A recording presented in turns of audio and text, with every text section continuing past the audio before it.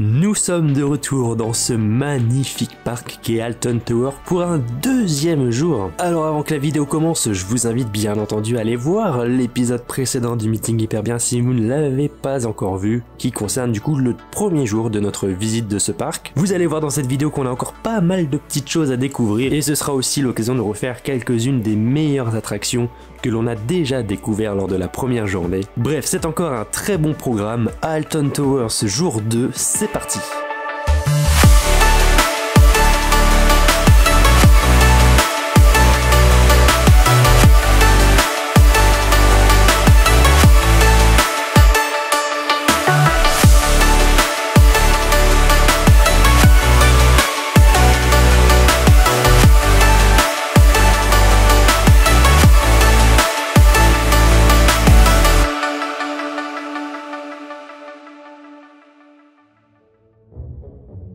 Je ne vous ai pas beaucoup parlé d'Alton Towers et de son histoire lors de l'épisode précédent et pourtant l'histoire de ce parc est quand même intéressante. C'est un lieu clairement atypique et d'ailleurs Alton Towers c'est l'un des plus gros parc en termes de superficie qu'on peut trouver en Europe. On ne dirait pas comme ça, mais c'est vraiment quand on est sur place qu'on se rend compte de l'immensité du domaine. Ce domaine justement a été privé jusque dans les années 1860 où il a été ouvert au public pour recueillir des fonds. Et comme beaucoup de lieux qui sont ouverts au public pour se balader dans les jardins, etc., petit à petit on ajoute des animations, des petits spectacles, des petites attractions et de fil en aiguille, et bien ça devient un vrai parc d'attractions. Cette vraie bascule officiellement, elle date de 1980, donc c'est pas si vieux. Aujourd'hui, Alton Towers, c'est l'une des locomotives de Merlin, groupe qui gère quand même beaucoup de parcs un peu partout dans le monde. Alors bien évidemment, il y en a beaucoup en Angleterre, avec Thorpe, avec Chessington, avec Legoland, qu'on aura l'occasion de découvrir dans les prochains épisodes du Meeting Hyper Bien. Bref, Alton Towers a encore beaucoup de choses à nous montrer et à nous faire découvrir sur ce deuxième jour. Retour dans le parc pour la première attraction de la journée.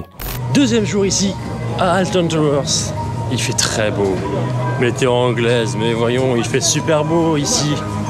Et on démarre avec éventuellement The Curse of Alton Manor. Alors, on démarre éventuellement parce que pour l'instant l'attraction est toujours fermée. Et on ne sait pas si ça va ouvrir ou pas. En tout cas, la théma ici est vraiment belle. Regardez-moi ça.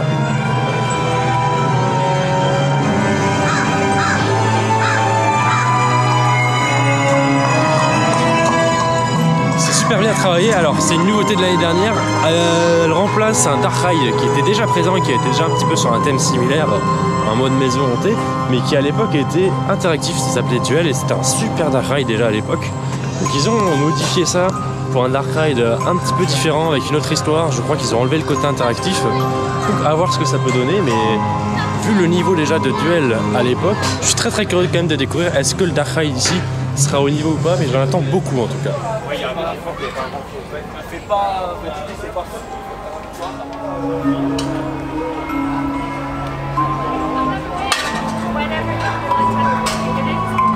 Here for the New Year's Eve party. Yes, it's going to be 1892 very soon. Yes, I assure you it's to die for.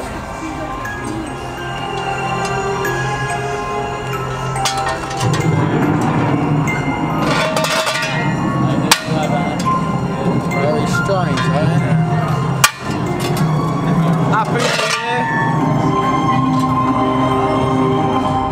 Quelle bonne surprise ce Dark Ride. Très bonne surprise. Il y a quand même plusieurs choses à dire. La première, c'est que comme pour Duel, je trouve que ça va très vite. Une fois qu'on est à l'intérieur, je trouve que les wagons vont très vite.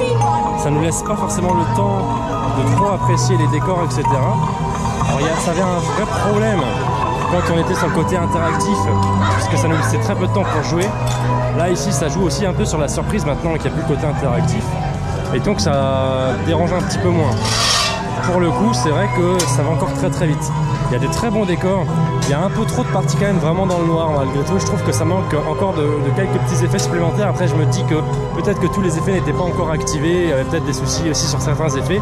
Il y a notamment le tunnel qui marche jamais, je sais pas pourquoi ils n'arrivent pas à faire fonctionner cet effet là, mais le tunnel qui tourne, qui est toujours fixe, donc c'est un petit peu dommage. Mais vraiment il y a des beaux effets de surprise quand même, l'histoire est vraiment sympa, il y a une bonne thématique, c'est très cool, vraiment très cool. Et l'extérieur de la zone qui plus est avec des petits acteurs qui sont là, C'est vraiment une très bonne surprise. Passons maintenant à autre chose d'un peu plus joyeux, avec un nouveau crédit. Celui-ci c'est un Power On Mac. C'est un Mine Train dans la zone Katanga Canyon. Et ce petit Mine Train, il a une petite spécificité, c'est le fameux choo-choo. En tout cas, il est joli, bien intégré, avec le raft autour, mais le raft pour l'instant ne tourne pas. Comme c'est bizarre.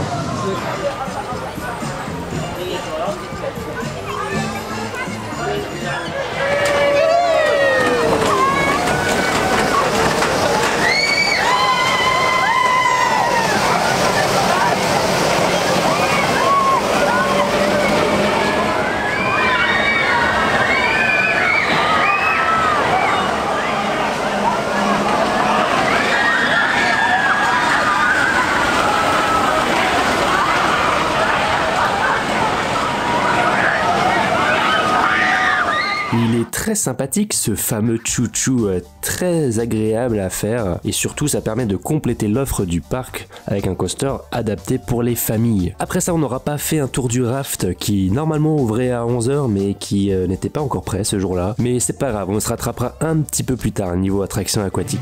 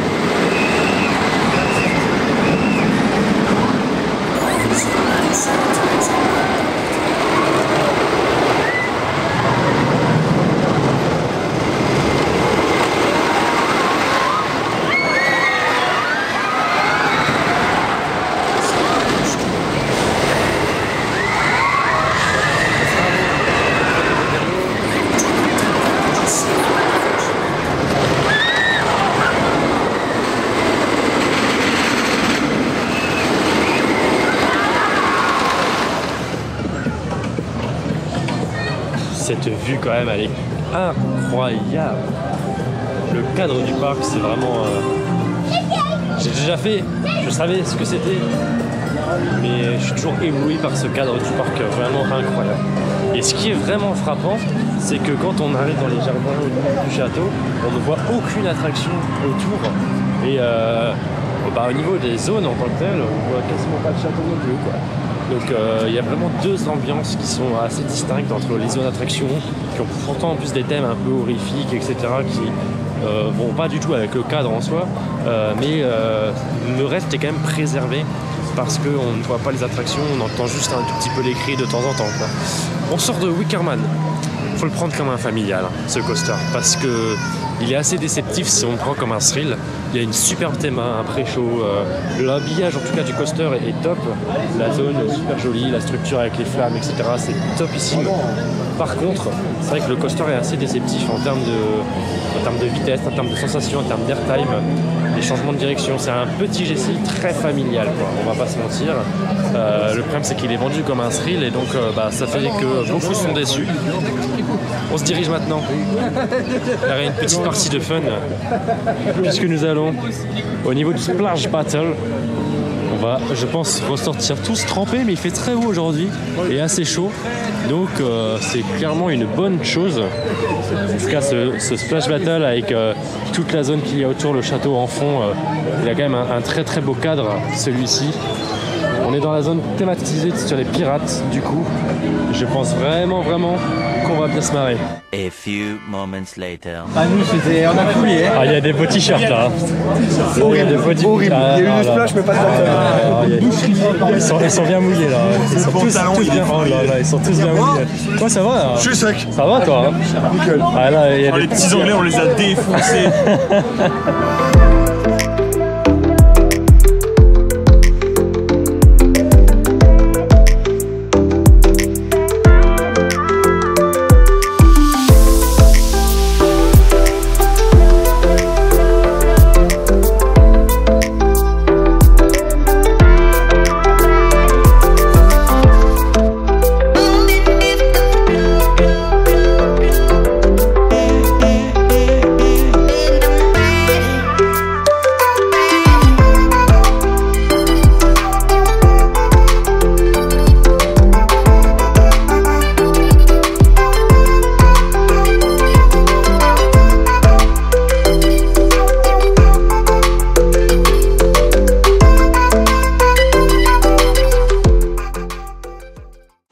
Il n'y a pas que des coasters avec une thématique dark et sombre ici à Alton Towers. Il y a aussi Spinball Wiz. C'est un spinning coaster de chez Mower avec un parcours qui a l'air assez intéressant. J'en ai plus trop de souvenirs de ce coaster. J'avais dû le faire une seule fois très rapidement et j'en ai pas trop de souvenirs, donc on va voir si ça tourne bien, on va voir si les sensations sont bonnes. On a 40 minutes d'attente annoncée. Avec notre groupe, on va passer à 50 d'un coup. C'était super. Vas-y, essaye.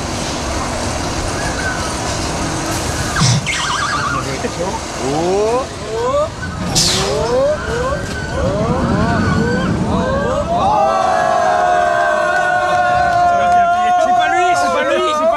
J'ai jamais laissé cette victoire à mes parents sans qu'ils soient pas là.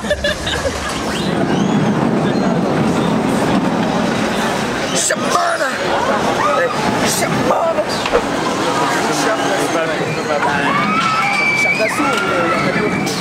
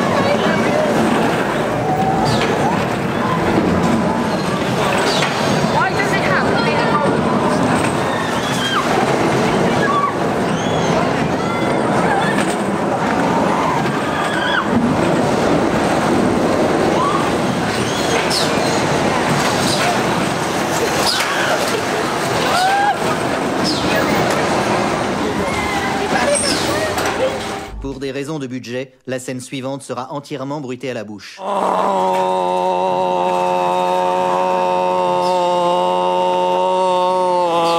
Clac, clac, clac, clac.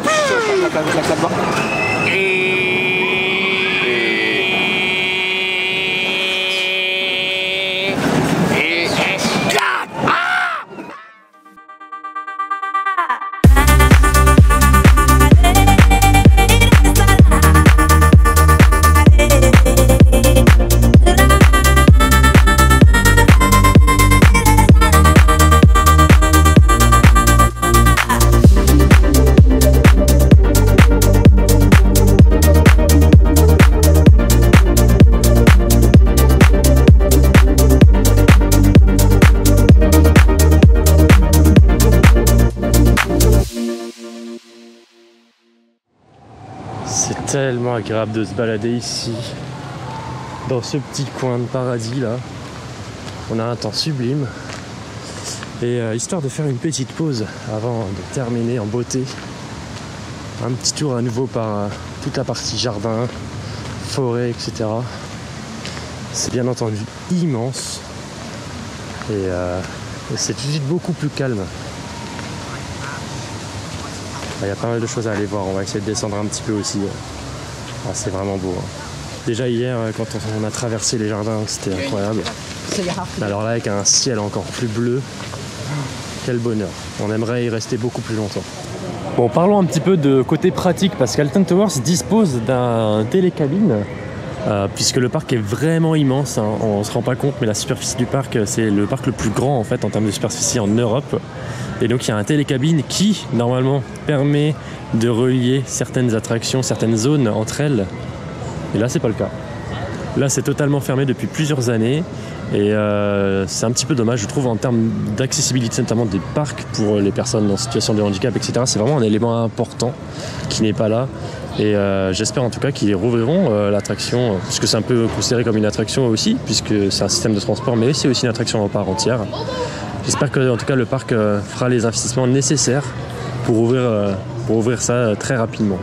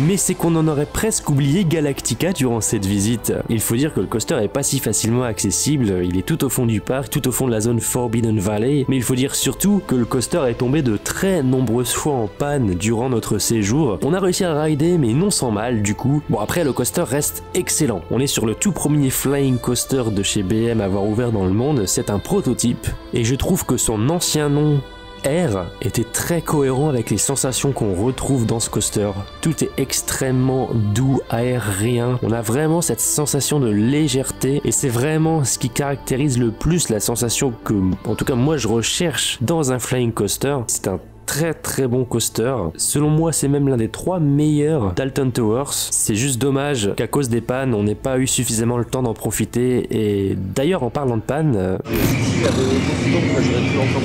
on est un peu gavé par les pannes hein, quand même. C'est relou. À la longue, là, c'est relou. On est dans la zone Forbidden Valley avec Galactica et Nemesis. On est dans la file pour faire un dernier tour de Nemesis. On a fait Galactica avant, qui est quand même pas mal tombé en panne aussi. On n'a pas pu le refaire, pas tout le monde en tout cas. Finalement on nous dit qu'il rouvrira pas, on sort de la file, on voit qu'il est en train de rouvrir.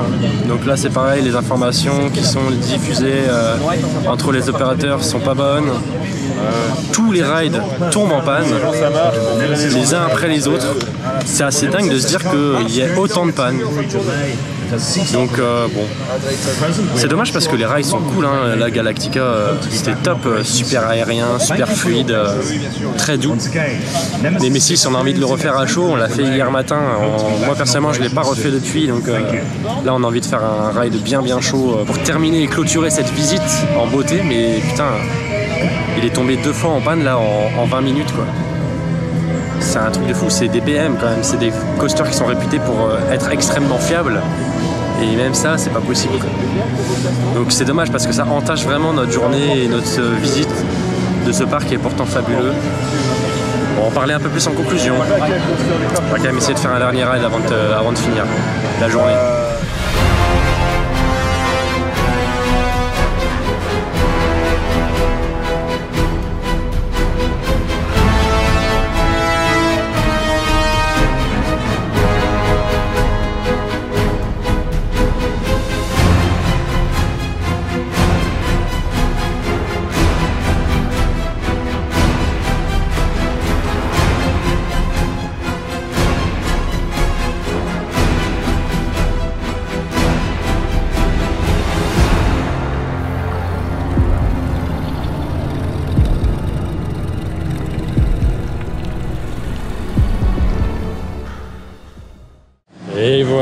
Ça y est, c'est la fin de notre séjour ici à Alton Towers.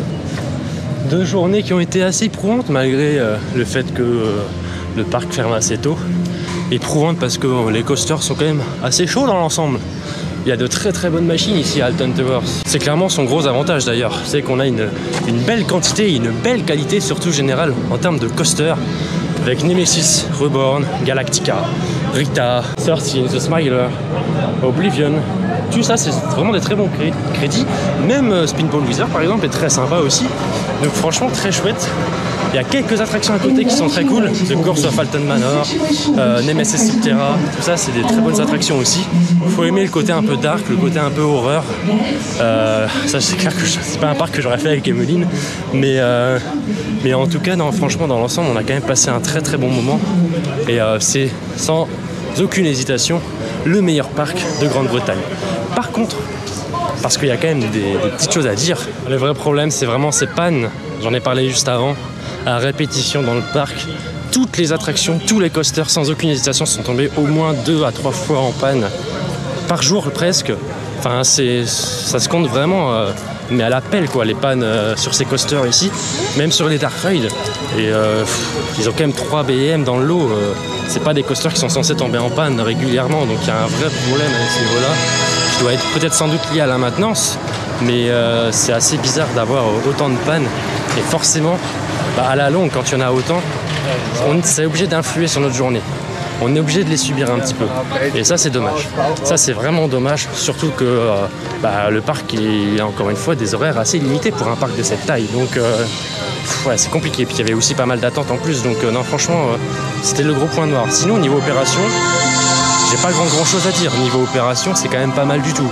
Hormis sur Rita, où là, il y a quand même pas mal de soucis également. Un peu comme à la PortAventura, ils font passer beaucoup de passes, beaucoup de files un petit peu spéciales avant la file classique. Ce qui fait que déjà que le coaster a un débit pourri, c'est vraiment un enfer d'attendre pour ce coaster. Donc une fois, malheureusement, ça suffit et on peut pas en faire un peu plus. Donc voilà, c'est vraiment le gros point noir à ce niveau-là. Je pense qu'aussi le parc manquerait clairement d'attractions familiales supplémentaires. C'est déjà une remarque que je m'étais faite sur ma visite précédente où j'étais venu en famille avec quelqu'un qui ne fait aucun coaster.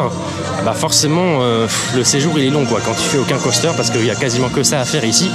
Et c'est pas les 2-3 Dark Ride qui vont faire pencher la balance. Il n'y a vraiment pas grand chose à faire pour les familles, hormis les zones qui sont vraiment plus axées pour les enfants pour le coup.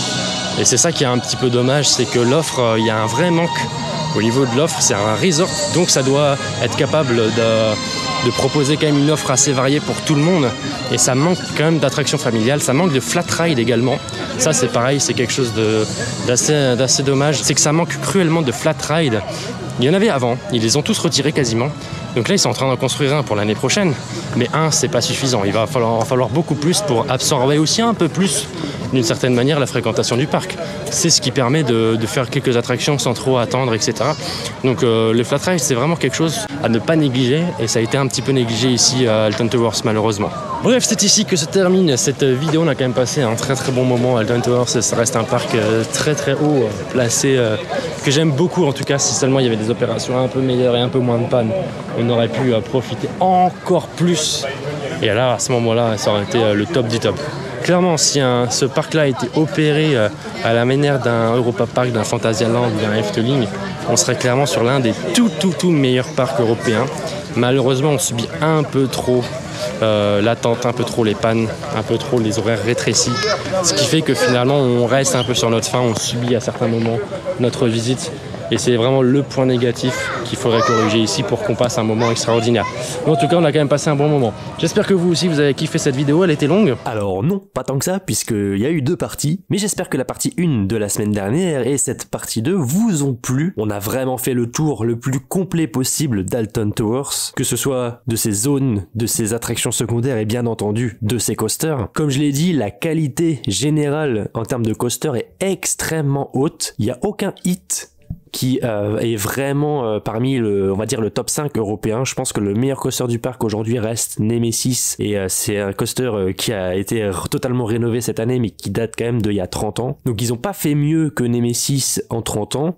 Néanmoins, tous les autres coasters qui sont apparus ensuite autour sont extrêmement qualitatifs et donc la moyenne générale du parc est, je pense, l'une des meilleures, si ce n'est la meilleure en Europe en termes de qualité de coaster. Alton Towers, c'est vraiment un parc qu'il faut absolument découvrir. Certains membres du groupe l'ont même classé en parc numéro 1 après la visite et c'est totalement compréhensible puisqu'il a vraiment des arguments. Mais en effet, malgré une météo exceptionnelle pour l'Angleterre, on n'a pas eu des conditions optimales de visite avec les pannes et les opérations. Petite déception aussi d'avoir manqué X, qui est une Madhouse dans le château qui est juste exceptionnelle, dont j'en garde un très très bon souvenir et qui malheureusement a rouvert bien plus tard durant la saison 2024. Lors de ma visite de 2017, j'avais quand même senti que le parc souffrait énormément de ce qui s'était passé 2 ans plus tôt avec l'accident de The Smiler. J'ai vu un parc sous un autre visage en 2024, avec beaucoup plus de vie, avec les comédiens dans différentes zones, avec une maintenance qui s'est aussi un petit peu améliorée. Pas encore suffisamment du coup, mais j'ai bien plus apprécié en tout cas la visite de 2024 que ma première visite avec la découverte complète de ce parc. Bref, j'espère vous avoir fait voyager et découvrir de la meilleure des manières possibles Alton Towers. Et nous maintenant le trip continue. Prochaine étape, c'est demain. Demain, direction Drayton Manor. Et sans trop vous spoiler, eh bien on va passer du meilleur au pire. Et ça sera à découvrir bien entendu sur la prochaine vidéo. Merci encore d'être resté sur cette vidéo jusqu'au bout. N'hésitez pas à partager, à vous abonner si ça n'est pas déjà fait. Et si le contenu vous a plu, on se donne rendez-vous très bientôt. Allez, salut!